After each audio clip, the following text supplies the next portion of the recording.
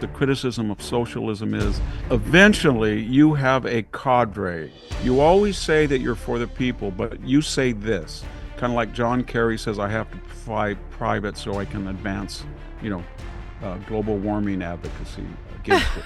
You always create a cadre that's not subject to the consequences of its ideology. World-class historian and Hoover Institution senior fellow Victor Davis Hanson joins me today. He's got a true masterclass for us on how we got here. He spent his entire life studying war, empires, and the rise and fall of civilizations, taking us inside the mind of Karl Marx. And how did his theories morph into the socialist and communist movements that reshape the world and still haunt us today?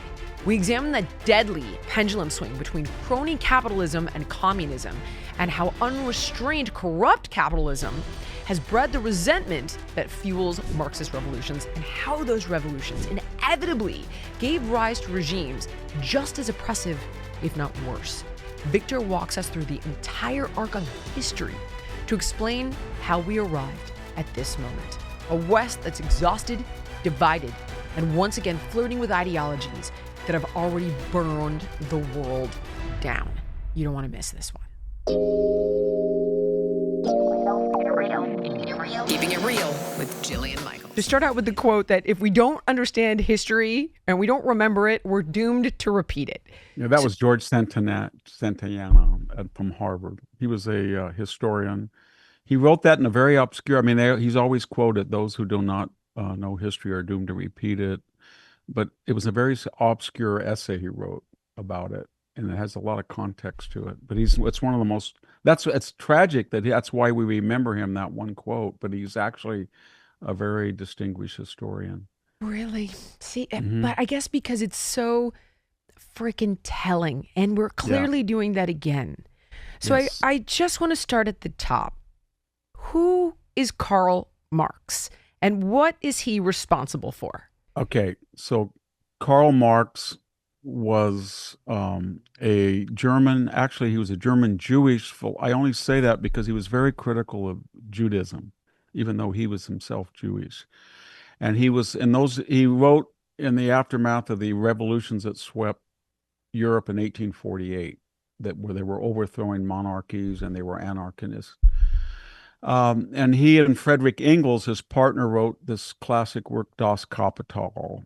And they wrote others as well, but that was very influential because he introduced some things that were, put it this way, there was a German tradition of Hegel and other philosophers that I guess you would call it communitarian. And it goes all the way back to antiquity. But the question had been framed before Marx in this sense, that communitarianism, that is, not having your own property, not being rewarded based on your excellence or your productivity, summed up best by a quality of result rather than a quality of opportunity, was not the main, that was not seen as creating Western civilization. There were people in the past, the Pythagoreans, Greek colonial practices, classical, they didn't really work. But he came along, and that had been the traditional view. And he came along and said that, and he was a product of the Industrial Revolution. So people were going in these cities, they were the original cramped, dirty conditions. There was a lot of oppression. There was no rules about 40-hour work, any of that. Okay. And he called them the proletariat, and he said that they need to seize the means of production. That's the first thing he said. In other words, that there should be no private ownership of production. That meant factories, farms, etc. Right. And then he said each person according not to his production, but according to his need. In other words, and then there was that anecdote, I don't know if it's true or not, that when he had his salons and he brought intellectuals in that agreed with him, he would have a little tray, everybody would put money in, and then people could take out what they needed as they left. And of course, it didn't work because people would take more than they needed. Wow. But the idea was that you would be paid about what you would what you needed. And the other thing was he created another idea of false consciousness. And he was the one that gave us that other quote, religion is the opiate of the masses, he and Engels. In other words, we really don't know what is good for us, but intellectuals are people who are informed with revolutionary doctrine will tell the peasantry and the working classes, don't be fooled by what they tell you in your church that, you're going to be rewarded in heaven and suffering is good on this earth. Don't believe the king, the monarch, the government. You have to develop a revolutionary consciousness about the chauvinism of the exploited classes. And a lot of it was influenced by Rousseau and the French philosophers who said we're naturally good people. But society, I think Rousseau said, man is born into chains. The noble savage, people in the New World were living in the state of man, what he should be. And that was very radical because the old classical idea and the Christian ideas were born sinful and we're capable of horrible things unless we're civilized, we have religion, and our sharper edges are rounded out by family community. But he had this very naive, romantic idea that the government and capitalists oppress people, but if you got rid of them, then they would only take what you need. They'd be communal, and they did not have an innate desire to be recognized for their individual excellence. It was and he drew on a lot of people. Tocqueville, who wrote Democracy in America, had earlier in 1832 said the United States had solved the problem that the French Revolution had not, that they were creating independent, entrepreneurial small farmers, and there was not a peasantry or serfs. And this was important because they were economically independent and therefore could vote without demanding subsidies for the poor or inside deals for the rich. And he said at one point, most people innately would all rather be poor and equal than to be all better off, but have some people more powerful because of envy. And Marx then was sort of at the other pole that no, most people should be equal. So we're going to bring the poor up, and then we're going to bring the wealthy down by mandate. So he got a bad reputation because as this didn't really catch on in the West, it did in Russia. So the efforts to get rid of the Tsardom in Russia in World War II, put it this way, the Marxist advocates in Europe that had not been successful, the German army put Lenin on a rail car and they sent him to Russia because they were still fighting on the Eastern Front and they wanted a Bolshevik revolution, a Marxist revolution. Okay. And when they overthrew the Tsar, there was a constitutional republic group, there was Kerensky, the Mensheviks, but there was no idea that anybody in their right mind would actually take these crazy ideas of Marx and try to implement it. And the Bolsheviks did. And the only way that they could do it under Lenin and then, of course, Stalin, because it's contrary to nature, was to force it down people's throat. So then they created, from the Marxist idea, enemies of the people. The bourgeoisie were the great enemies. They called them the kulaks. They went in the Great Famine, the show trials, the military exit. They killed 20 million people. And then they made this, and this was, unfortunately, a lot of naive people from America and Britain went over there. George Bernard Shaw was a big champion of it. And we really didn't know what was going on. They said this was the first real Marxist example. And then the reputation after World War II, they broke all their agreements with the Allies. And then we realized for the first time, we had a lot of fellow travelers in the State Department that liked Stalin, Alger Hiss and stuff.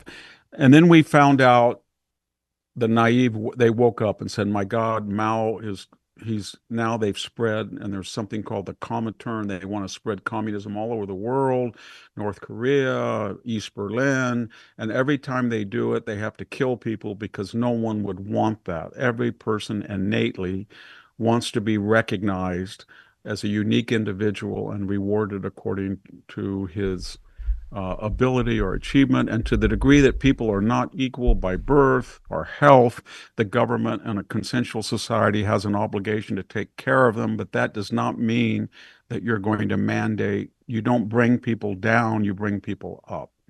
And that's the thing about it is then people said, well, we can bring in Marxism. We don't have to do what the Bolsheviks did. We can bring in Marxism by elections in France, even before the Bolsheviks. So people said they were democratic socialists, and by Well, that they okay. meant So yes, this is so real quick. yes, So socialism is Marxism, yes, but and with one proviso: to get it elected willingly. that's democratic. Yes, You and but choose it. yes, but Got they it. can't. They always say we do not, or we're not going to take over the method, the means of production. Not like Marx. It didn't work. So, as a democratic socialist, vote for me, Mondami. Uh-huh. Although he did say I was privately just he about to wanted, say. Yeah, he said yeah, he was going to do that. yeah, as a communist, but he didn't say that publicly. So what he says, what democratic socialists say is, as they do in Europe, vote for us. You get to have your private property, but we're going to give you like sort of like California. We're going to control energy. We're going to have a 13.3 tax rate. We're going to be redistributionist, but we're not going to take your house, or we're not going to tell you. The problem is what we've termed creeping socialists. Usually socialism doesn't work. So what happens, it creeps up. They say it doesn't work because we were not socialist enough. So then they start to regulate the utilities, and then they start telling you you can hire in the university, and then they do this. So in America, when we talk about Marxism, we reflect this large spectrum from hardcore murderous communism where there's no freedom, they just regiment, they're totalitarian, to people who say they're not communists but they're democratic socialists. But because socialism doesn't work, as you see in the EU, they gradually then start to outlaw free speech, and they go on that trajectory where it ends up. Uh, and so we call those creeping socialists. And And creeping towards communism, com- obviously. keeping toward communism, but Victor, nobody really wants communism because they know the history of it. can you explain to me, though? I don't understand. I'm ashamed to admit this, but I actually do not understand the difference outside of like, we don't want to be communist and we're democratic socialists and they're totally different things. But then on the other hand, someone goes, that's not true. Socialism is the road to communism, Yes. and communism is considered the utopia. I don't understand the difference. What is the difference Okay. between communism and socialism just unto Okay. themselves? Communism says that we have to turn society upside down and abolish private property, Oh, totally. and totally, and have the government control speech, the movie, everything has to. It's kind of like a DEI on steroids. Everything has to be ideology. The movies, your school, everything has to be indoctrinated, and there is no dissent, because if you have dissent, you will fool the proletariat. You'll try to beguile them or bewitch them. So only this official ministry of truth, kind of what Orwell talked about. Got it. And so the socialists say, no, no, no, no, no. We're going to just help people by having the government take control of profit-making exploitive industries, such as power.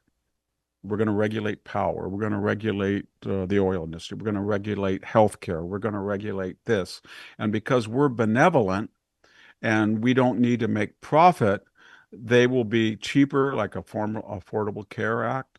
And then the critics say, well, if you take away individual incentive, then people will not work to their full capacity because they're not accountable, and they're not going to be effective on the purpose of idealism, or they're just such wonderful people, they don't need it to loaf around on the job or not take a salary. And eventually you will see that it doesn't work, and what you will do is what they always do.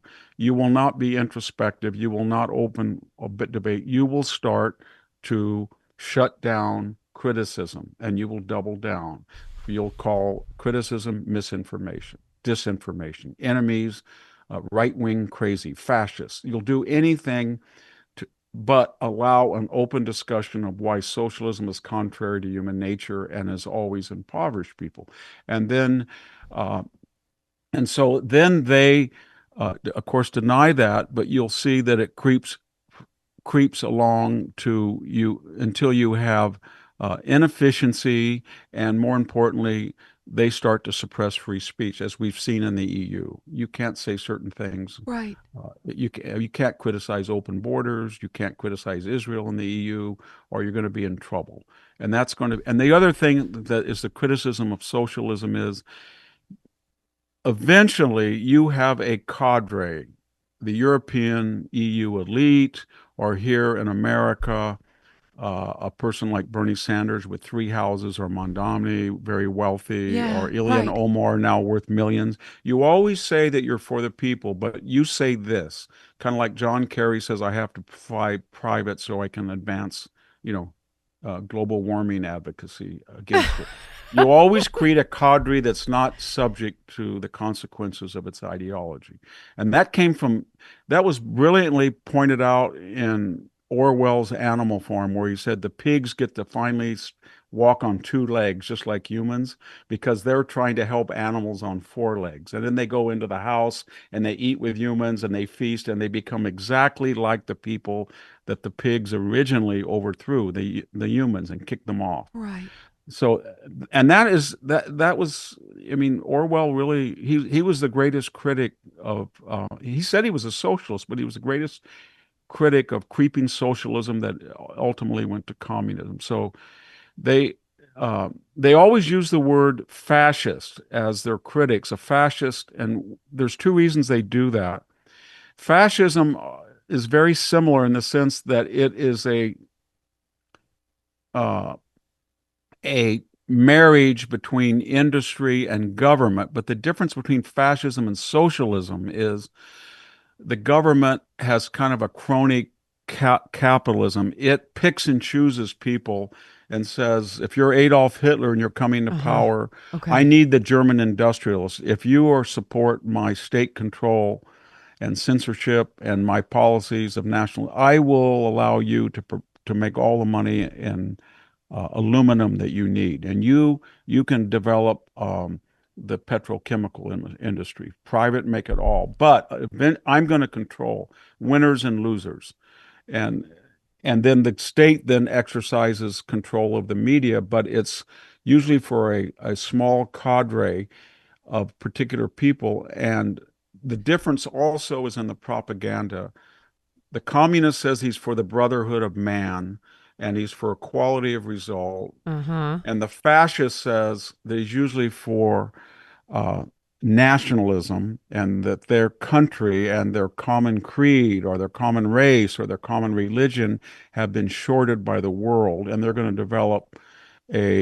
to develop a new man. Communism says we're going to make a new man, the new man who is not going to be subject to innate human propensities. He's going to be redeveloped by indoctrination to be loving and equal, and etc. And the fascist says we're going to make a patriotic nationalist who defends our religion, our race, our language.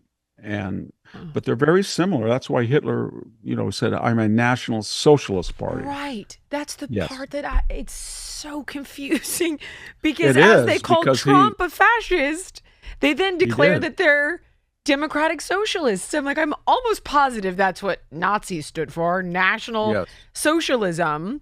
And and they're like, no, no, no, but he was alt right. I'm like, okay. Yes. I mean, when Got it. Hitler, if you're, Hitler did something every night, he got his advisors and he talked till 2 in the morning. He rambled, and they published a lot of those transcripts. They had a secretary typing them, the Fuhrer's ideas, and it's called Table Talk. He said in one of his last conversations, if I had won the war, I would have shot Roosevelt and I would have shot Churchill, but I would not have shot Stalin, even though I invaded Russia. And because he killed 20 million people. He knew how to knock some heads around, and he was a socialist, and I was a socialist myself. but even though they hated each other because he called him a Jewish Bolshevik. But the other thing and very important is one of the modern strains of anti-Semitism comes from the fact that Marx was Jewish Oh, wow. and Trotsky was probably Jewish. And the Bolsheviks came in and said, we're not going to have any of the prejudice and the anti-Semitism of the Tsardom, and we're going to let women and emancipate we need every new person we can. And of course, for a while it worked. And Jews who had been subject to pogrom and everything became very visible. And then all of a sudden, Hitler, who was opposed to this Bolshevism, coined the word Jewish Bolshevism and Marxist Bolshevism, Jewish Bolshevism. And so then that came in with this slur that, well, the Jews are always, they're money lenders and they have all this money and they're always behind something. So there's a cabal of Jews that took over communism. And the fact was they were persecuted terribly by eventually. Stalin said he didn't like Jews. They were persecuted. By 1940, if you were Jewish, you were not going to have a prominent position in the Communist Party. But it was the old idea that after the destruction, of Jerusalem and the diaspora of Jews from the first century AD for the next 100, 200, 300 years into the dark ages of modern Europe, Jews were in many countries were not the aristocracy based on land. So they were not allowed to buy land. They were not allowed to have titles. They were called secretive and cabal. But one thing happened. Because they were forced to, they understood a mercantile, monetized economy that appeared, especially during the Industrial Revolution. So when they needed people with expertise, suddenly banking, finance, insurance, the people who had no recourse to specialize in these disreputable positions. They didn't have estates, they didn't have titles, Right. they were the experts. So they started to name them silver and gold, Goldstein silver, satin, all of these names of pejorative names. But then they became very adroit at it, and they couldn't win because they weren't allowed to do all the things that had prestige. So they did the things that had no prestige, and they got good at it. And then the things that had no prestige, as the modern era started to develop, they were the experts. And then they were damned as a cabal and secretive and money Oh my obsessed and gosh. everything. So hold on, let me get this straight. You're telling me that because they weren't allowed to hold positions of power, they weren't allowed to be lords and ladies, they weren't allowed to hold land, they were forced into trade and this mercantile business and lending money and learning this craft, but then that ended up being what made them so wildly successful and powerful. And then As the people, economy started to change, modern economy started to emerge out of Europe that was not based necessarily just on land. And there was no connection between, there still is in Europe to an extent, but prestige came from birth, ancestry, land, not money. Money was static, but when the economy started to industrialize and it started to be globalized in the 18th, 19th, 20th century, especially, then people who had been dabbling and the only thing they could do, trading diamond. That's why, the real anti-Semite will always say, well, that guy's name is Diamond. That guy's name is satin. That guy's Goldstein, name is right, gold. That guy's right. name is Silverstein. And they don't understand why those names came up. They were not adopted by Jews. They were adopted by Gentiles as last names that were pejorative when they were in Europe. And so the Oh, other thing was the old cabal was that wow. since Roman times, every conquered people were given habeas corpus. The Gauls, the Spaniards, the Iberians, anybody, all you had to do was say, I respect the divinity of the emperor from, say, 100 AD to 500 AD. Okay. When they went into Judea, the Jews alone would say, we're not even going to go through the rituals. They said to the Jews, you can believe whatever you want, but just say for public purposes Bend the knee. that yes, Vespasian or Titus or Domitian is God. And they said no. So then they wiped out, they destroyed the second temple, and they were scattered from Judea. Right. Some stayed, but they were sent all over the empire. And that's why they never really were cohesive. And the way they maintained their culture was to be adamant about their religion. And then, of course, Christianity had the ancient smear. You kind of saw that a little bit when Tucker was talking. I don't know if he meant it to. I think he knew what he was doing when he taught at The Charlie hummus Kirk's thing. memorial. When he Yes. said, yes, he said there's a Sitting bunch of around eating people. hummus. Yeah. And that was an allusion to the Pharisees in the back room that were supplying Pilate with information about Jesus and basically saying, if you kill him, we'll be happy and we can cooperate with you. That was the ancient slur that they were Christ killers because Jesus was going to overthrow Judaism and the Pharisees and the hierarchy and create a new religion that was not based on being Jewish, but anybody could be Christian. And so that was the slur, along with money making. They Wow. control Hollywood. Yes. Um, they Jealousy, control the envy. banking. Yes. Right. Because, throughout my lifetime, I have heard, like, well, they did kill Christ, but I'm not Yep. religious. I didn't really understand the history. I was like, I thought the Romans killed Christ, but I never really Yes, took he the did. time. They did. Okay. So now in order to promote anti-Semitism, it's like, well, they conspired with the Romans to kill Christ then. That's kind of what we're suggesting, is that these Pharisees in the back room didn't We want have Christ some around. references. Forget about what people say now. We have references in classical literature to Christ. Tacitus mentions in passing. Christos just means in Greek the anointed one. And it's always referred to. I'm not talking about uh, apocryphal literature or literature that's religious in nature. We have a few secular references to what was going on in this weird place at the edge of the empire. And they say things like, there was this radical guy named Christos that had one of these insurrections. And so basically, the Romans had to deal with him because he too would not acknowledge the divinity of the emperor. And he said, give unto Caesar what is Caesar. And he allowed that people could, in a practical sense, be Roman citizens and Christians, but you could not, if you were a pagan and you worship Caesar, that would disqualify you as a Christian. But more importantly, they saw him as an insurrectionist and a magician. Even there's a Jesus the Magician was written by a scholar at Columbia that showed that. I don't necessarily agree with his thesis, but there were a lot of people that were traveling magicians, and Christ was the best one, and that also bothered the Romans, and he was able to create mass populist Sermon on the Mount stuff. And then the message, you got to remember that I the thought we didn't message even to know this guy. This is going to infuriate people, and I'm so sorry, and I yeah, stay out of it.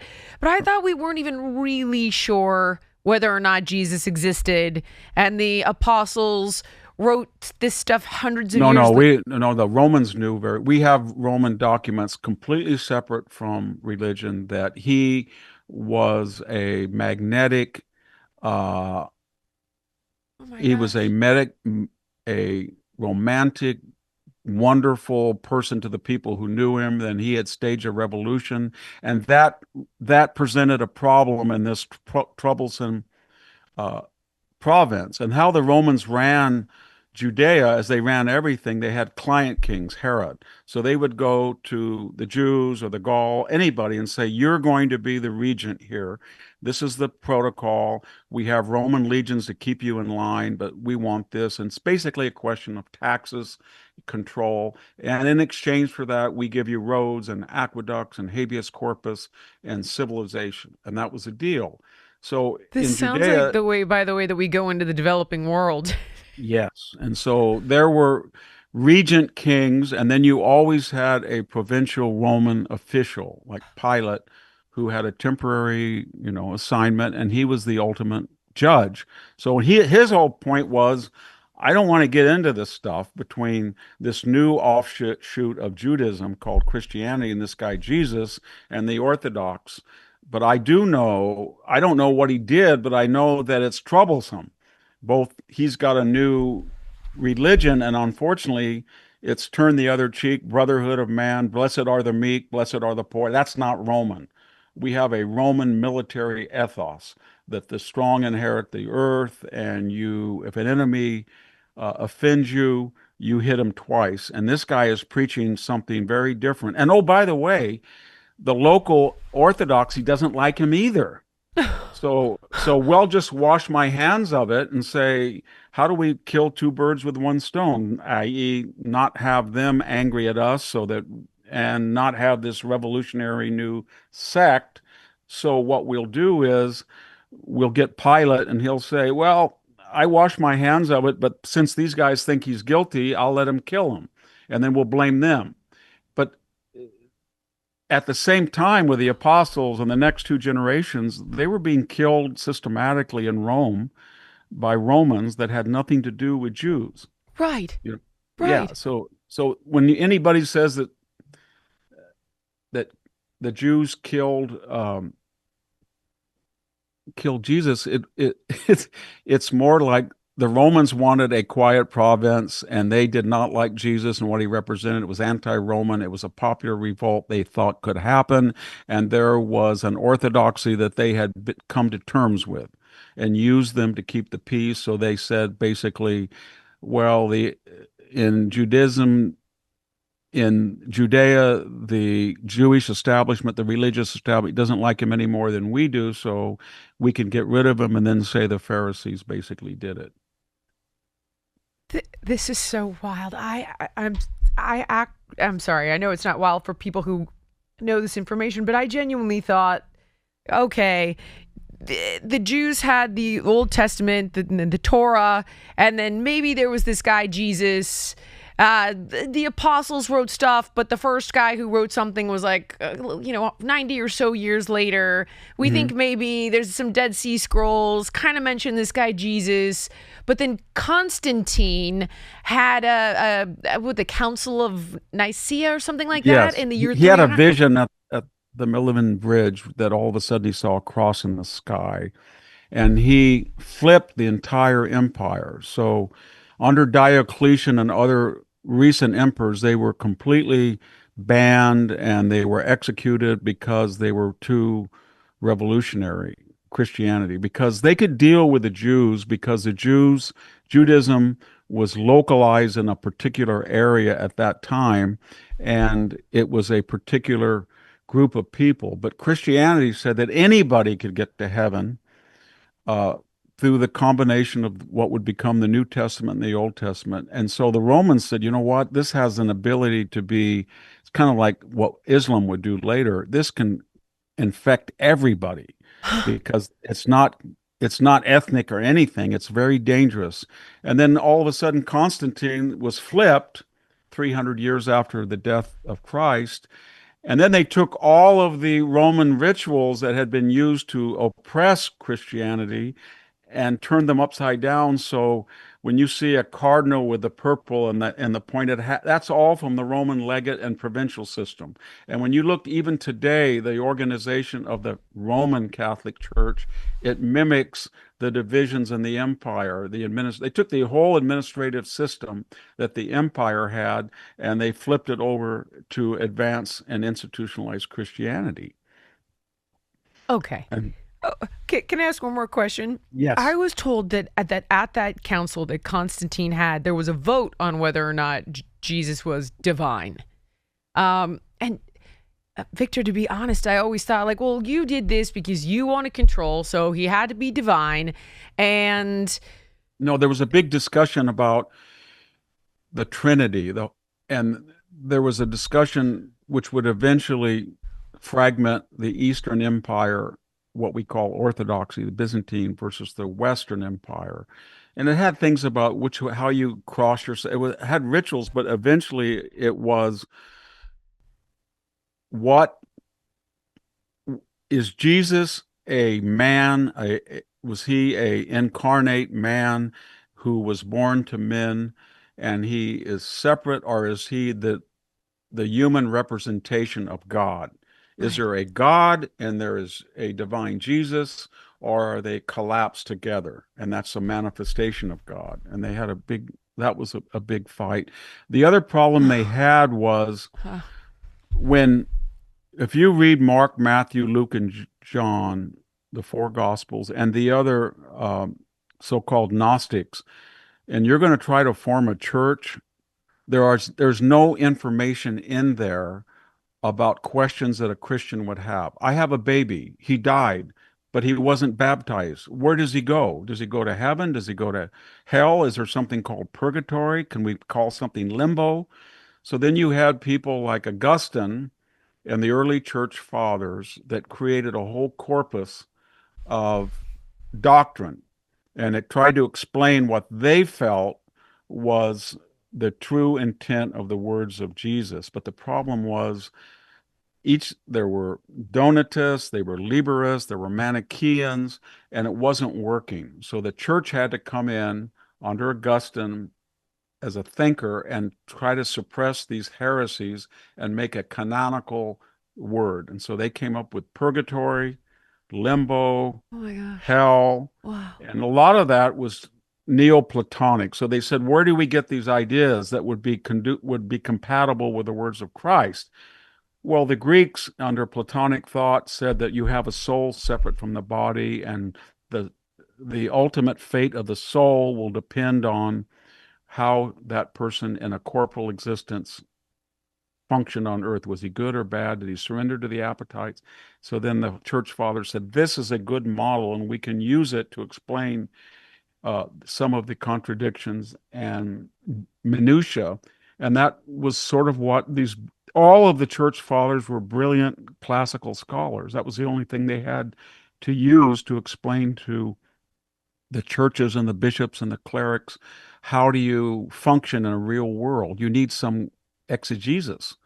And that's where they got it from. But there was a Jesus, and there was no question among Christians that he was divine. It was just what nature of what was his relation with God? And was he the Son of God, or was he God incarnate, etc.? And all of these sects had different shades Wow. of interpretation. Every fall, there's that shift in the air, right? Mornings get a little cooler, the light changes, and suddenly you're reaching for layers that make you feel grounded, comfortable, pulled together. And those are just a few of the things that I love about quints, because their pieces don't scream for attention, but the second you put them on, you feel the difference. They've nailed the sweet spot of luxury quality without the luxury markup. Their $50 Mongolian cashmere sweaters are ridiculously soft, not too heavy, not too thin, not itchy. It is literally the perfect layer that I wear under a coat or on its own. The denim fits like a dream. Clean lines, flattering on everyone. These are the kind of staples that end up on repeat. It's your personal fall uniform without even trying. My favorite piece is the Italian wool coat. Oh my God. The one I have looks and feels designer, but it costs a fraction of the price. The tailoring is beautiful. The weight is perfect. And somehow I manage to look great effortlessly every time I have it on. And what makes quints different is how they work. So they partner with ethical top-tier factories, the same ones that produce for major designer labels, and they cut out the middlemen. So you're getting exceptional craftsmanship, responsible production, and prices that are about half of what you'd normally pay for pieces of this quality. So it's refined without being fussy, elevated, but approachable. The kind of wardrobe that makes you feel like you've grown into your style and finally stop compromising between quality and cost. Find all your staples at Quince. Go to quince.com/Jillian for free shipping on your order and 365-day returns. Now available in Canada too. That's QUINCE.com/Jillian to get free shipping and 365-day returns. Quince.com/Jillian.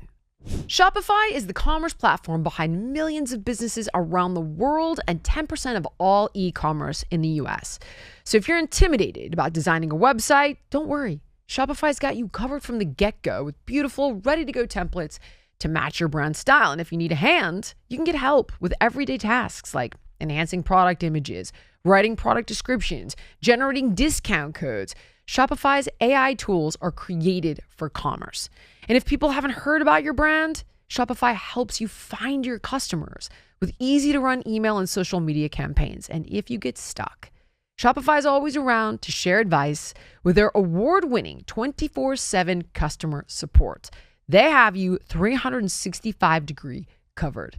So turn those dreams into and give them the best shot at success with Shopify. So sign up for your $1 per month trial and start selling today at shopify.com/Jillian. Just go to shopify.com/Jillian. That's shopify.com/Jillian. Okay.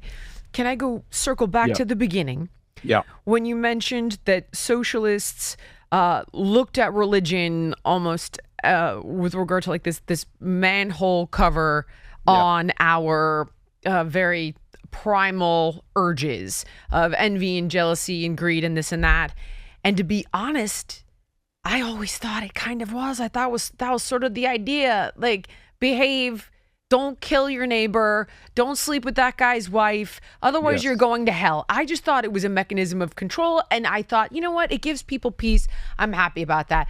Literally, God bless, and if it carries you through life with like principles, that's wonderful. And I never looked at anything beyond it because I wasn't raised with a religion.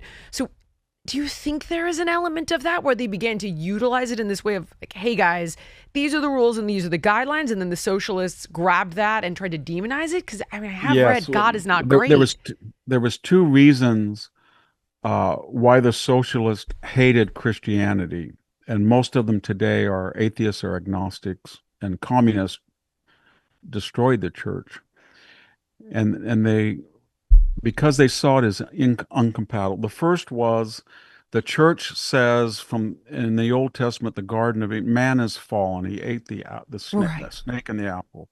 So we have these when we are corporalized, when we have a body, we have these bad thoughts of greed, sexual promiscuity, stealing, and if we were to surrender to that natural state, then Anarchy. you'd have anarchy. So we're going to set up rules and regulations, and we have to enforce them with a divine mandate so that people understand it's not us it's when in the Declaration of Independence, by nature we're all man is equal. And so that's the first thing. And socialism says, and communism says no.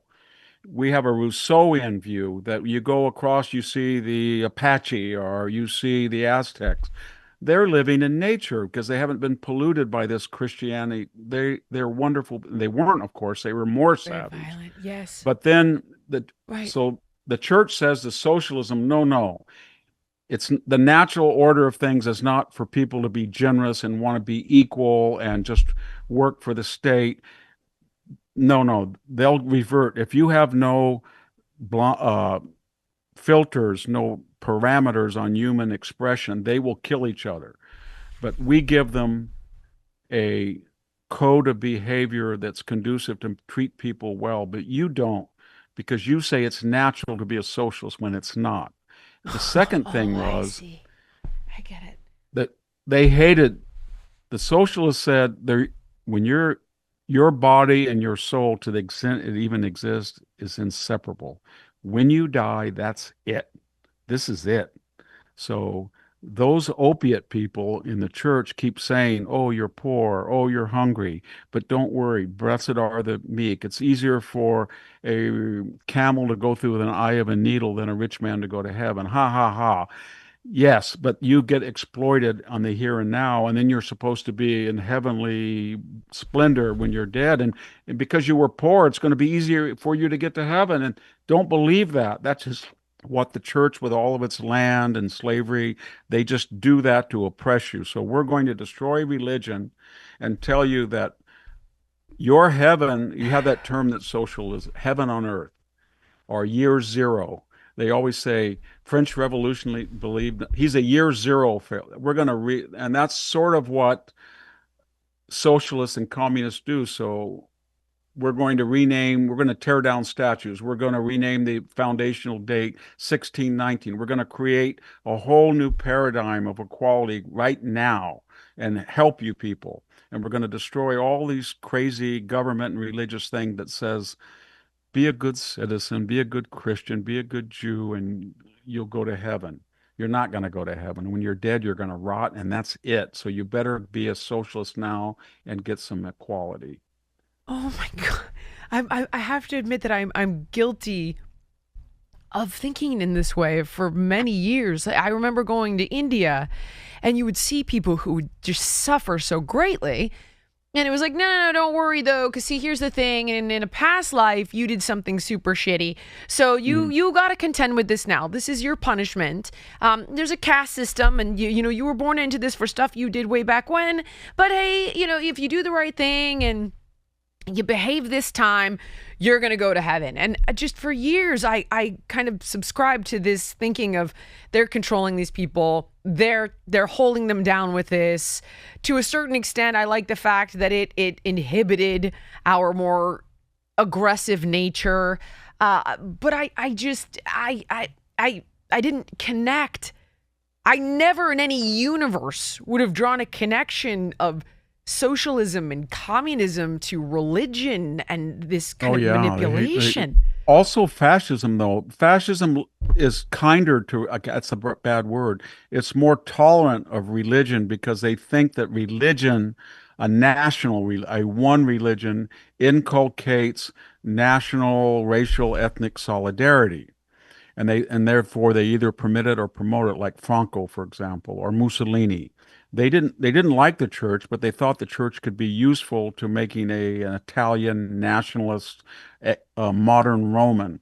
But the thing, Hitler, for example, understood. He never went after the church in the sense of destroy the church, and the worse he got, he kept talking about Christianity, but he absolutely despised the church. And when you actually look at the Nazi hierarchy, they were sort of Norse god, weird Aryan pseudo religion of almost right out of a saga in the ninth or Into 10th the century. occult, right? He was Yeah, super into yeah. that. Okay. Because the reason he hated it was the same reason. He said, you know what? The church will say that the key for a human being is to live a nice life, be kind to people, curb your appetites, and go to heaven when you're dead. And I'm telling you, you're not going to go to heaven. The only thing here is on the earth, and I'm going to give you National Socialism. We're going to control all of Europe. We're going to kill the Jews that you've always hated. We're going to give you vacations. Hitler was a big environmentalist. We're going to give you hiking trails. We're going to give you vegetarianism. We're going to outlaw Oh, he smoking. was a I don't vegetarian. allow That's anybody to right. smoke in my presence. Hitler. I remember And him being a vegetarian, actually. yes, yeah, he Somewhere I'd was. heard that along the way and thought it was bizarre. He wanted to make not a new communist man. He wanted to make a new nationalist socialist, a new German that his whole purpose in life was to advance the German language, the German culture, and spread it and control all of Europe because he thought that it was based on a racial hierarchy. And, it was, I don't think people who talk in nice terms understand, like, some of the Daryl Cooper and these people. I mean, it was a complete pseudo science. It was just insane. I mean, we're going to get rid of the Jews because they're a untermenschen group of people. But in Western Europe, where they're fully assimilated and they're more affluent than Eastern Europe, we know who they are, but we can't tell who they are because they're smart, they look like us, so we're going to have to put a star. And a lot of Nazis said, well, wait a minute. If we put stars on their coat, then we're admitting that we can't tell the difference between a Jew. And what happens if some of us have, and so they said, well, we'll have Nazi genealogists. And if you think your great grandfather was Jewish, we're going to have an appeals court where you can admit and confess, but you can say the Jewish blood did not manifest itself in you. But the whole point I'm making is de facto, the idea you had to identify Western Jews was an admission you couldn't tell the difference between an Aryan and a Jew. Only in Eastern Europe, when you still had traditional Jewish dress, beards, and the ghettos of poverty did it. And then they didn't really need the stars to the same degree because they were easily identifiable by their rituals and their more Right, traditional dress. right. But all of Nazism is kind of a gobbledygook, and Okay. I All don't know. right. So hold. Okay. Can you tell me where capitalism plays into Yeah. all of this. Like, I always thought capitalism sort of meant this is a system based on meritocracy. You work hard, you can achieve anything, you're incentivized. But then the system kind of gets rigged by the billionaire class, and they get a hold of the government and they rig the rules, and then people get disgruntled, and then they go over to socialists like Mom Donnie because the system doesn't Yeah. work for them. Yes. Capitalism is, I mean, we used to think that capitalism didn't develop really fully until the Industrial Revolution, but it's in the ancient world. Athens had a monetized economy, profit and loss. It was very sophisticated. We know that now, much more so than anybody thought. But basically, Adam Smith kind of first explained self-interest as good. In other words, everybody has a self-interest in doing well. Right. And the people who have more talent or the better health or greater inheritance have advantages. And they can do great things by, you can have Henry Kaiser, Henry Ford, Carnegie, if they're allowed to express themselves. Mm-hmm. And then you have competition, and there's two types of competition. There is socialist competition, which is envy. So if you're in Britain and you see a guy with a Rolls Royce, you want to go kick it. Uh-huh. Or there's emulative envy. So if you're in the United States and you see somebody with a nice Tesla, you walk over and say, if you're poor, my gosh, how did you get that? Tell me how to do it. Did you loan it? I'd like to get one just like it. You must be successful so I can learn from you. I want what you have. And so what the capitalist system tries to do in theory is encourage the good envy and allow all of these personal, you want a Steve Jobs, you want a Bill Gates, you want all these people, Elon, and you want to express themselves and make money, but you don't really care about how much money they have. All you care about is the people below have a ceiling or a floor, I should say. So you then have a tax system where you have, you know, entitlements. I went to the store. I'm in a very poor area of Fresno County. I'd say of the first 10 people in line and the two lines of groceries, I was the only one that paid with a non-EBT card. And when I go out in the parking lot, I would say their cars were as good or better than mine. So they can Uh-huh. say, oh, whatever we want, but Right. we have because of capitalism, we have been able to achieve a level of prosperity. The wealthiest black people in the world per capita are uh, African Americans. 12% of the population have a greater GDP than any country in Africa, any of them. Right. They're the most successful people in the black world that we know of. The 2 million Arabs that live in Israel have a higher standard of living than any other people outside the Gulf, and they have a higher life expectancy of anybody outside the Gulf. I say the Gulf because that's an aberration because of the oil money. Right. Of So, course. and that's because uh, it's a capitalist system, and it doesn't try to say people are not greedy. It does not try to say they don't try to cheat. It doesn't say they try to build houses they don't need. It accepts that.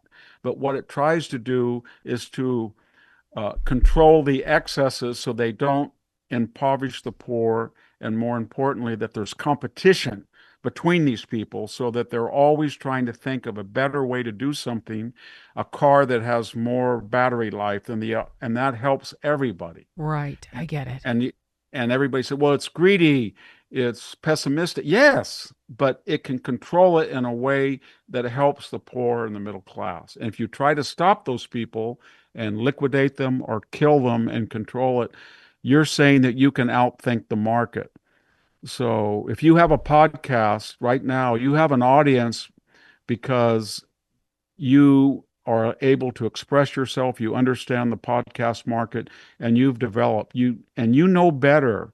And I know better than the Ministry of Information that says, Jillian, I'm going to give you this little market share, and this is what you're going to say, and I'm going to regulate you. And Victor, you're over here, and you do this, and you know that's not going to work because they're not going to listen to you, and you're not going to be able to succeed or fail, and Right. then learn from Of it. course. Okay. So so now you got a bunch of kids Yeah. that are jealous of the Tesla. And Yeah. for some reason, they don't feel that they can earn that Tesla. Admittedly, it is getting harder. And now you've got AI coming, and that's going to take jobs, and all the mom and pop places, so many of those are gone because of things like Amazon. And I've been guilty myself of ordering from Amazon. I'm like, I don't want to wait a week for that. I don't want Yeah. that to be a pain in the butt to return. Yeah. This is so much easier. I'm just going to get it on Yeah. Amazon. I get free shipping. I get the. So it's as though all of the wealth just keeps being siphoned off to that 1%. And the system is seemingly no longer really working that well. And now these kids feel like they can't earn the Tesla, and they're pissed and they're envious, and they go over to Mom Donnie's way of thinking. And now apparently they just got a new a socialist mayor in Seattle. Some woman, I had her name written Yeah. down that no one's talking about, Katie Wilson. Omar Fateh almost got the gig in Minneapolis, but he was crooked, I guess, and they busted him. So the DNC, or the Democratic Party, withdrew their nomination. But this is coming. So now what happens? Because they're pointing to places like, Europe and Norway and whatever, all these countries where they get health care and everybody's happy. And it's hard to argue with that. But all I can say Usually people who are socialist or disaffected, they live in areas that are too socialist.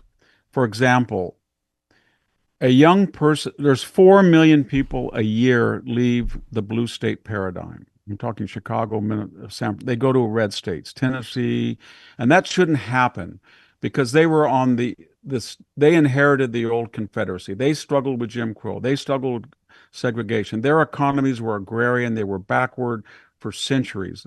The northern states and cities were enlightened. They were wealthy. That was where the industry, not now, because all of them have gone socialist. And so people say to themselves, I can buy a house easier in Texas than in than New York or California.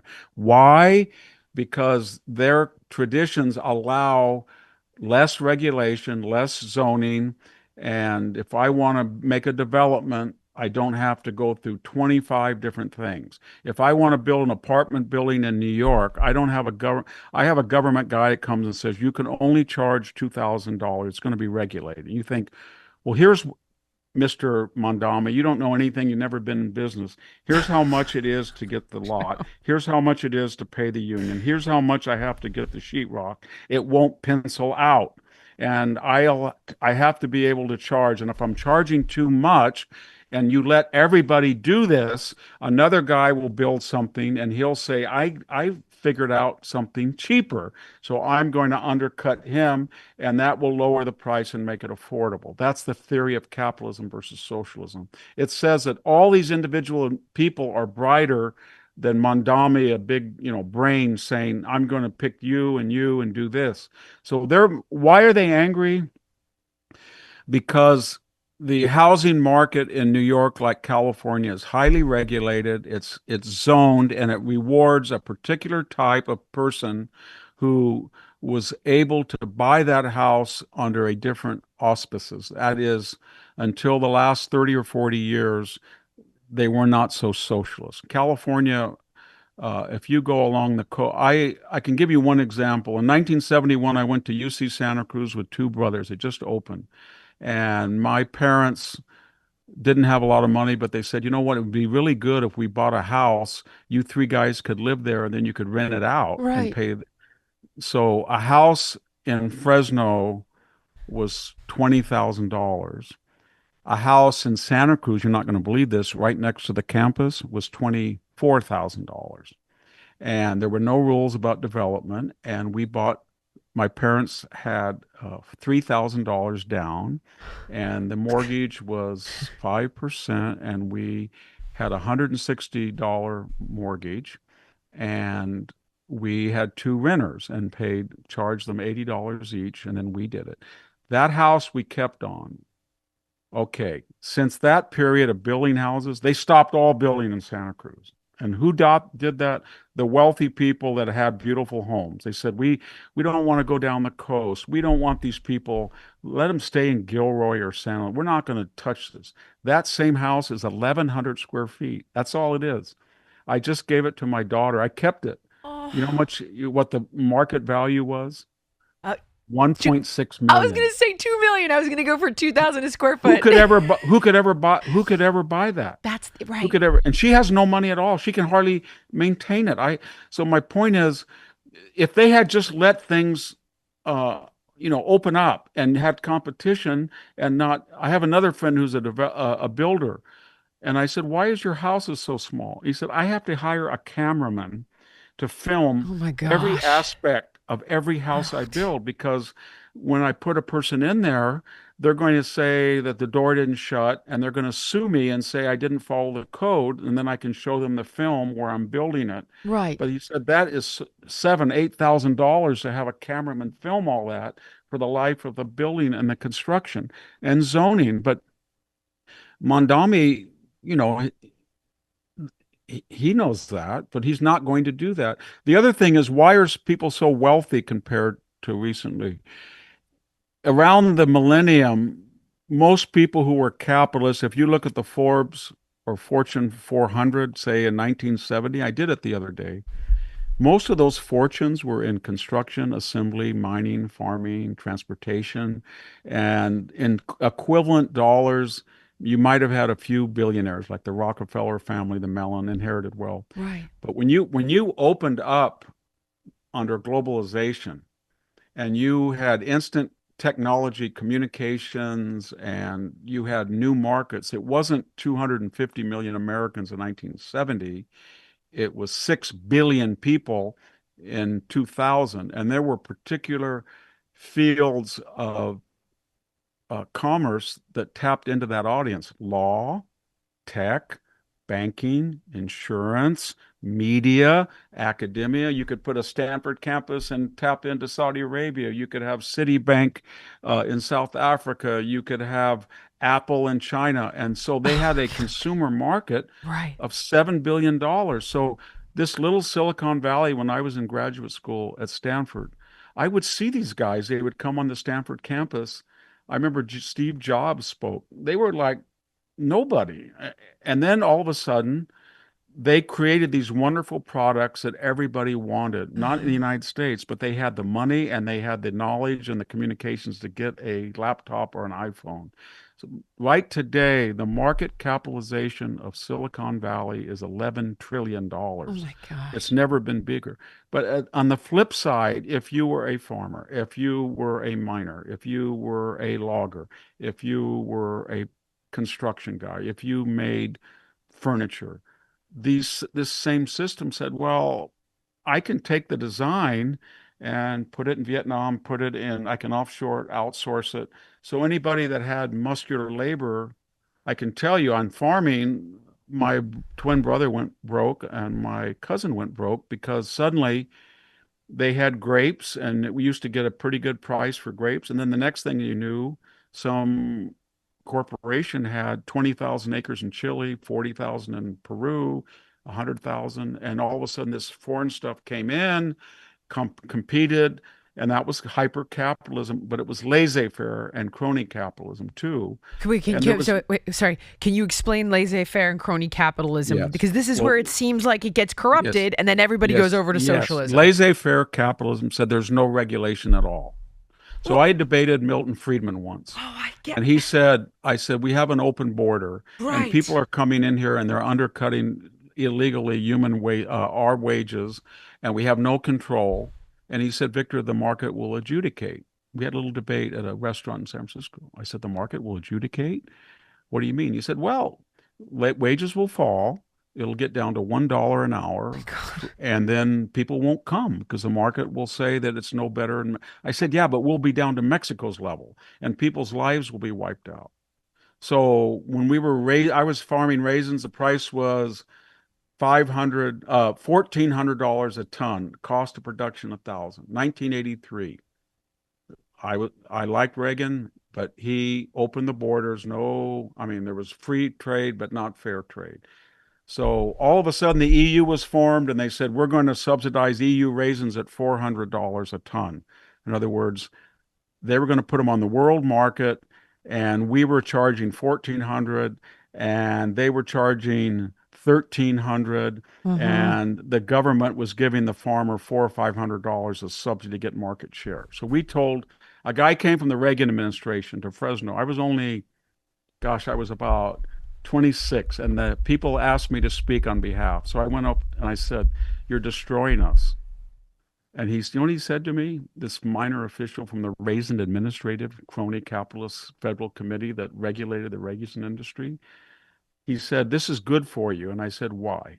And he said, "It'll make so much competition that we'll get the chaff from the wheat. The guys who cannot make it at $400." I said, "Nobody can make it at No. $400. Just like You'll we have can't to compete break the with law." China, right? It's like the Yes, same yes, game. you Oh cannot my make it. God. All these lights are going on. I'm sorry. And Okay, he go says, ahead. "Yes, yes, this is laissez-faire cow. You can make it." I said, "No." And he said, "You know what? The price will go down in the store." I said, "It won't. The middleman will just the consumers used to paying $2 a pound, 4,000 a ton. They will keep the price and make a bigger profit, and we'll get nothing." And then he said, "Well, they won't be able to afford it."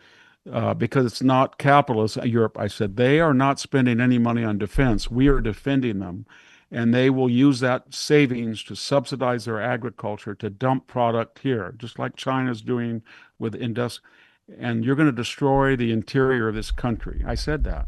Okay, And so they, that as I, this is America first, essentially. yes, exactly. So Trump comes in Oh my and he God. says, "I am a capitalist, but I'm not a laissez-faire capitalist. I'm going to have certain regulations to make it fair. So Europe, you are not defending yourself, and we're paying the budget and too much and a greater percent. You start paying 2%. And you're not, if you subsidize and you dump food in here or cars, we're going to do it to you." And everybody Oh my who's a laissez-faire God. capitalist said, I this is get not it. pure capitalism. Right. So that, and then crony capitalism is kind of like then a tech baron goes to, he goes to the government and he gives a lot of money to a particular candidate, left and right, and he says, uh, "I don't want this particular company competing with He me." rigs the game. Yes, and or I don't. I want to absorb that company, and I don't want antitrust legislation to. So, and that's crony capitalism, So hold on, and hold that's on, hold on, boss. Sorry, hold on a yeah. second. So I think I'm following. So crony capitalism is all the way over here on our continuum. Communism is all the way over here on our continuum. The more the pendulum swings towards crony capitalism, And laissez-faire capitalism is way over it. That's just a lot Darwinianism. You just let anybody go do whatever you want. If and a laissez-faire capitalist will say, "Well, why do we need regulations?" And I would say to them, "Well, what happens if you sell soup and you short it out and a million cans of soup have botulism?" And the laissez-faire capitalism will say, "Well, people will find out about it. And once they find out about it, they won't buy it, will they?" And you say, "Well, they'll be dead in the process." And, but a laissez-faire capitalist believes that capitalism always, in every aspect, self-corrects. It does, but it does with human. So what our system of modified free market it seems like it's tries to, self-correcting over to Mom Donnie. That seems like it's swinging too far the other way. and that's because a couple of things.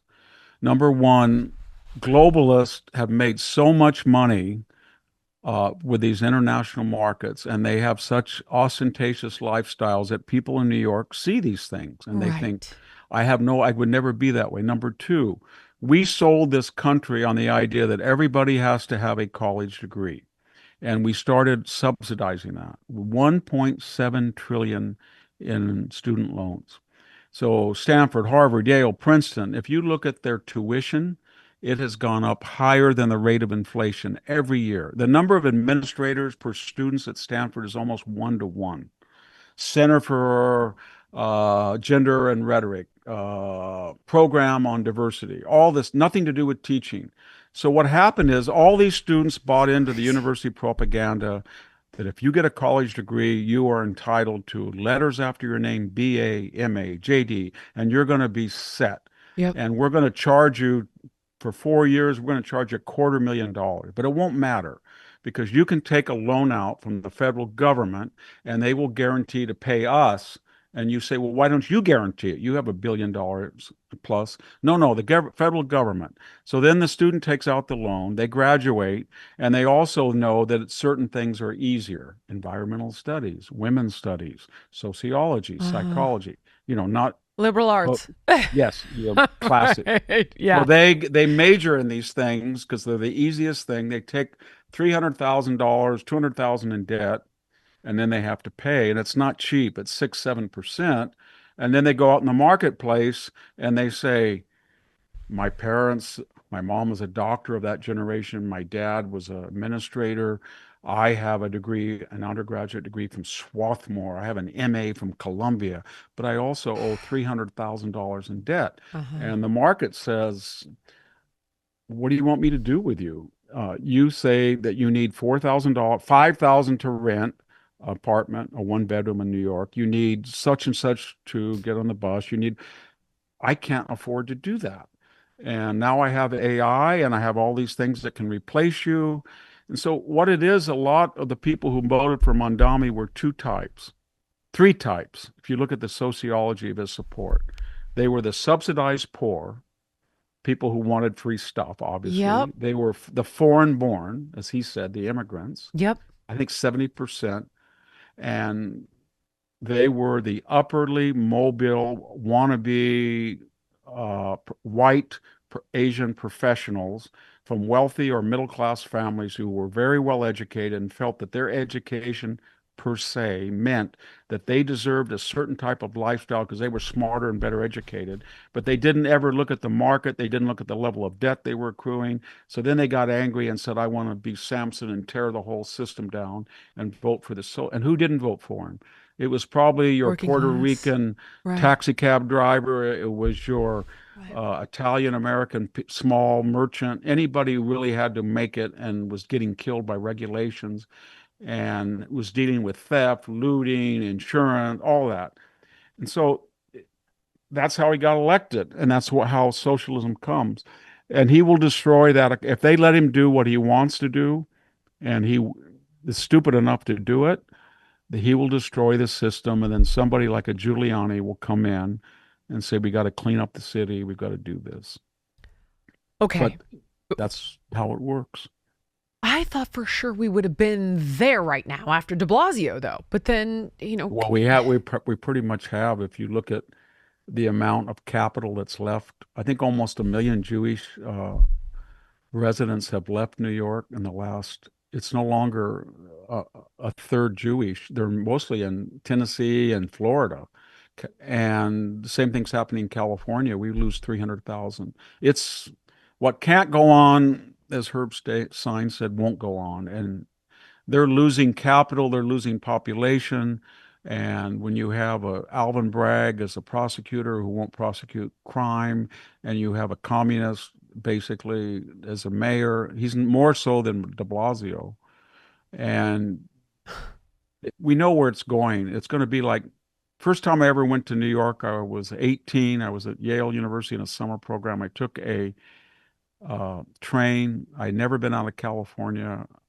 I took a train and they'd let me off in Grand Central Station. I walked to Times Square. oh, It was man. like, it was Yeah. 1971 and it was crime. It was filthy dirty. There was prostitution everywhere. It was the most horrific thing I'd ever seen. And then I went back the next time, I think 20 years later, and I went to a restaurant and I walked to the hotel 2 miles at 12 at night. It was perfectly safe. It was clean.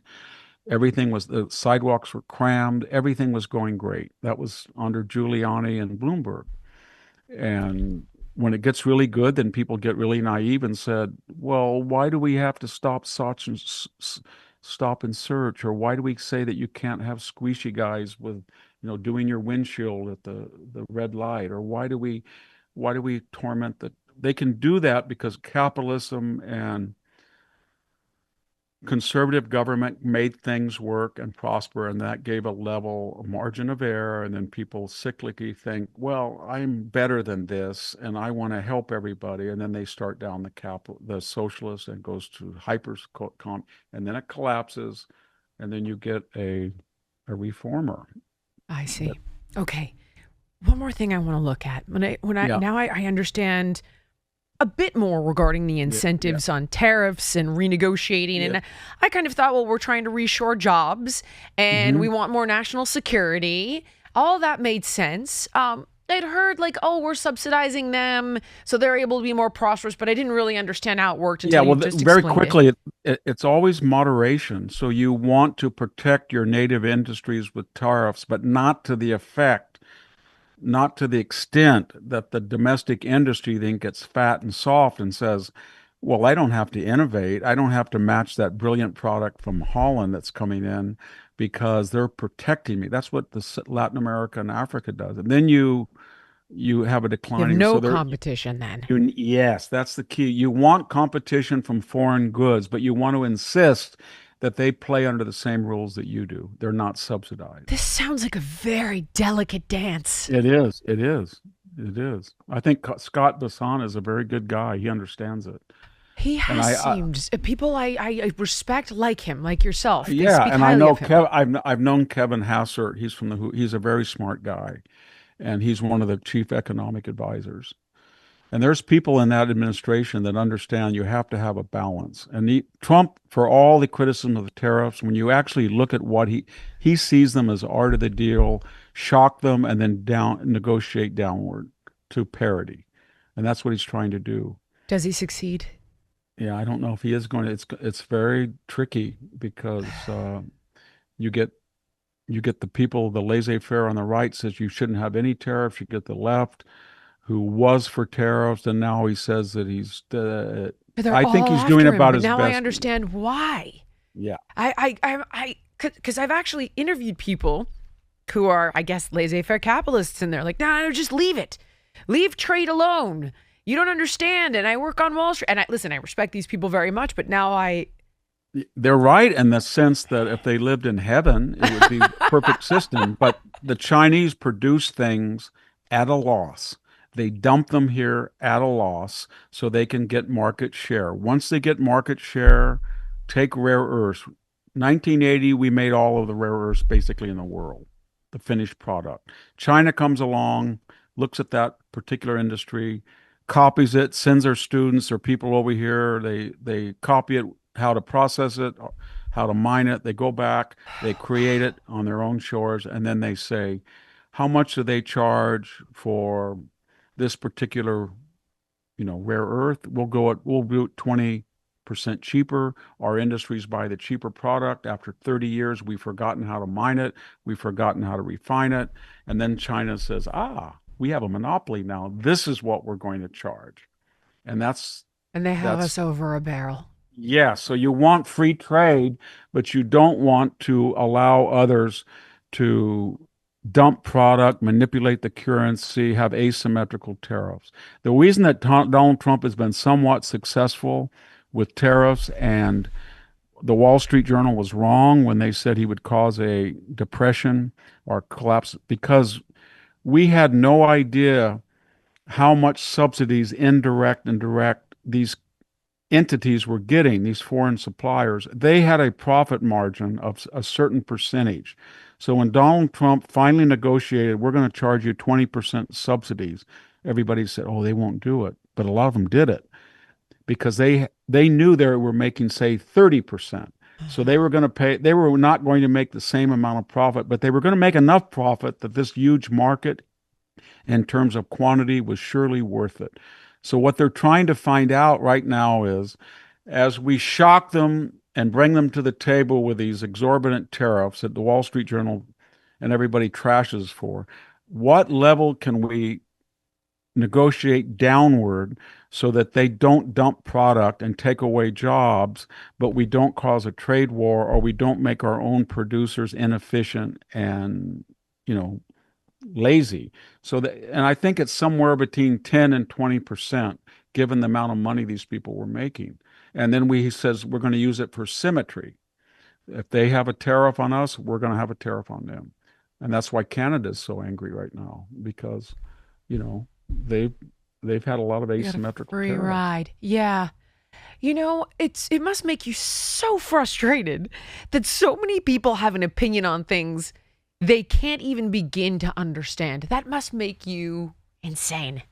Yeah, it does. I I mean, just especially when they get, you know, when you're at an airport, somebody comes up and screams at you, or you know, you get a I've had my house swatted with sheriffs that said, "Oh, you have an armed God. intruder here with a gun. We Oh have my to come into God. your house."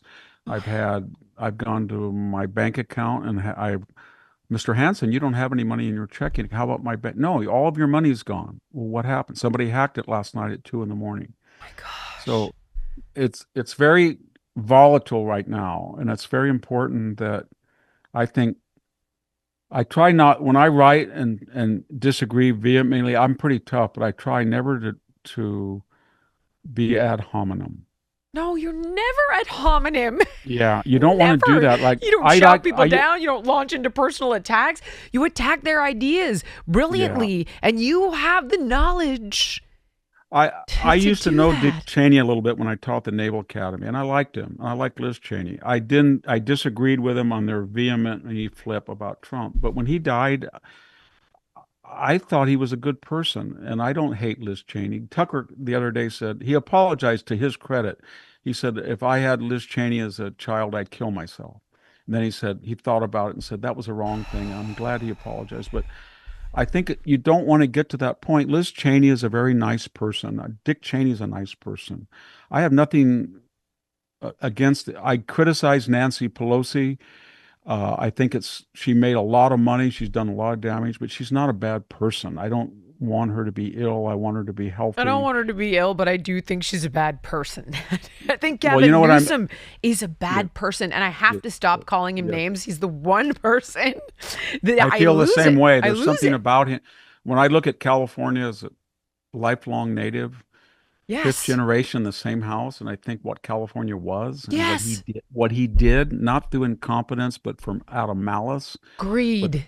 with greed, and that Sociopath. I just did it again. I look at that cadre of Bay Area, Nancy Pelosi, Kamala Harris, Jerry Brown, the late Dianne Feinstein, Barbara Boxer, all of them, Gavin Newsom, they all were very, very wealthy. They were very privileged, and they did policies that hurt a lot of people, but never themselves. Right. Right. Never themselves. They were always exempt. And that's what I don't like about them. But I don't dislike them personally. I don't want them, I you don't know. either. I agree with you Yeah, completely. One last thing. If I was yeah. to levy an attack on Trump, the one thing that we talked about, he does seem to practice crony capitalism. It's like these are my I like. Do you I think said that on my podcast that I'm very worried because he had a very good argument that the Biden family and all of his associates were shaking down foreign governments, as Hunter Biden like. Yeah. So what I would advise him, and I've said it, and I don't know I don't think he himself knows exactly what's going on, but I think there are people around him that are making deals, especially in the Middle East, Oh yeah. that are extreme. They would never. I just asked this question: would X and Y be this wealthy this quickly if they didn't have connections? And are they that adept in commerce to make that kind of money or have that kind of influence? So I hope that they reform themselves because heaven forbid if they lose the House, the first week in January, they will try to impeach Donald Trump. The second week, they will have subpoenas for every single one of those people, and they're going to Yeah. bring them in and rake them over the coals. So I hope that they can just say, we have to be better than the Bidens. We've got to be perfect because we're controversial. Donald Trump is a controversial person, and he had five lawfare courtroom attacks on him, you know. Right. And he should know that they will try to destroy him and don't give them any opening. So be better than Be better than divine when you're doing business. Do not have any conflict of interest whatsoever. There is a myopia there, though, that I'm seeing across the right to a I large am. extent. And it's like, no, we need to be unified. I'm like, no, you need to call out your crazy and disavow them. You need to behave Yes. better because you are going to lose then. This pendulum Yes. is going to swing this way. And I don't Trump think they has, understand that. I did a don't, podcast boss. on, they don't Why? understand platforming and cancellation. So when they say people on the right, I don't cancel anybody. I don't either. But that's very different than offering a platform to grow an audience that is racist, anti-Semitic, dangerous.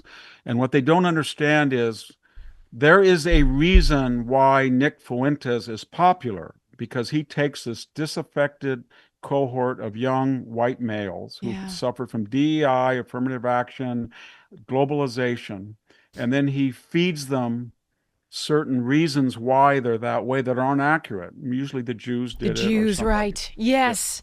The And then when you globalists put turned into the it, Jews. yes, Konstantin Kisin just said that, and I was like, yes. that's it. But if you put them on your platform like Tucker did, Hmm. then you better be able to cross-examine them because there's two things you should be aware of. They're not stupid. Uh, they come on your show, they're going to be smooth, articulate, charismatic, Mm, and they're not going to reveal themselves. So when Nick Fuentes went on Tucker, he didn't talk about all the horrific things he said about J.D. Vance's wife. right. He didn't say all the things he said about Jews. He just said, I like Stalin. Oh, you did? But he came across You kind must of have like, died. You must yes. have died. Yeah, so if he, I was like, wait, what? I know it. So he was, and after that was over, his audience has doubled, and it will triple the next time he's going on there.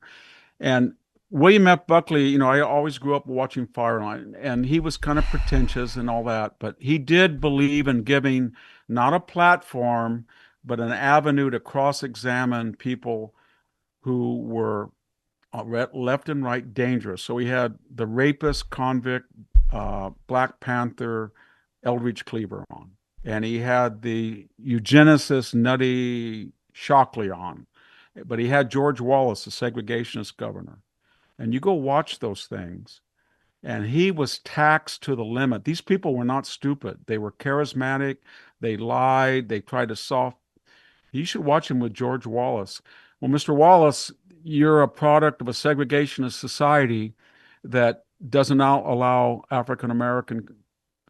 Well, you're going to say that, aren't you? But you know what? You ran for mayor, and I got more black votes than you did because I love black people. But you don't let black people.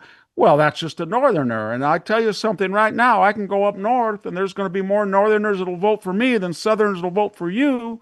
And he didn't look at, he looked at the camera. He was smooth, and it was like Sauron and Lord of the Rings. He had this like dangerous voice. And so if you're going to put him on there, all he would say, I used to really get along with Tucker. I was on his show. He was so nice to me. But if you're going to put him on there, he's going to be a formidable opponent. He's going to mask his true hatred, Yeah. and he's going to try to win people over. So you got to be like Buckley. And even then, if you have Buckley's skills, it's an iffy thing to do. If I put Nick Fuentes on here, I would have to prep and prep, and I wouldn't do it because I have a feeling that I might not be up to it, and Wow. it would further his agenda. Yes. That's not canceling. That's just not giving him an opportunity. It's not But when you give him normalizing you're hatred. really getting in dangerous territory when you bring those people over, especially if you agree with some of their views or you want to amplify their audience. I think that's what happened. You are So that, just magnificent. I am so grateful for your time and your knowledge. I always learn so much when I listen to you, and well, having thank the you. extraordinary luxury of being able to sit here and ask you questions is not a gift that I take for granted. Where can people find you? Where can they get Ah, more? you can go to victorhanson.com, and we redid our podcast. It's now Victor Hanson in his own words, and it's at the Daily Signal. And which books would you recommend of yours that people go to based on our If you, conversation today and yeah, just in general?